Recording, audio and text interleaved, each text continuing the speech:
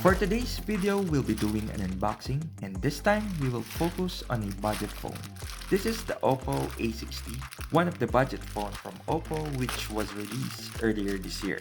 So, without any further ado, let's unbox it. We also received a free power bank, which is great because we rarely receive freebies in new phones these days. And that's one good thing about Chinese phones because they have a lot of freebies. So the free power bank is a 5000 milliamps from Rackspace. So let's check it. We have here its cable charger, which is a micro USB unfortunately, and the power bank itself. It's really slim, though it does have only one port, which is purely for one phone use only. It's not the best, but it's free, so I'll take it still. Alright, let's go to the main course, which is the Oppo A60.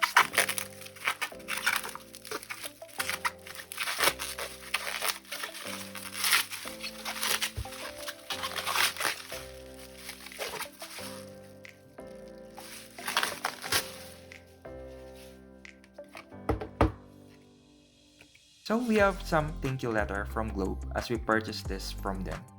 Globe is one of the main telco companies here in the Philippines, and we're able to get this device through 2-year lock-in for the plan 999 and with 500 pesos cash out only.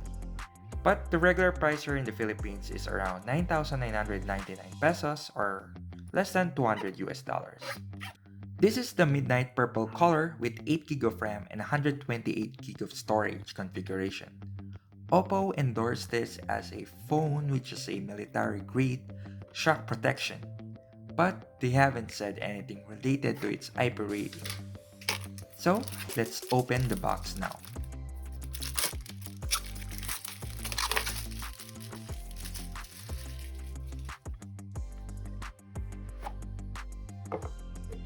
Let's check first other things that are included in the box. So we have here a free casing. We also have a SIM ejector tool and other documentations. We also have a USB Type-C cable and a 45 watt Super VOOC fast charging power brick. So let's unwrap this phone.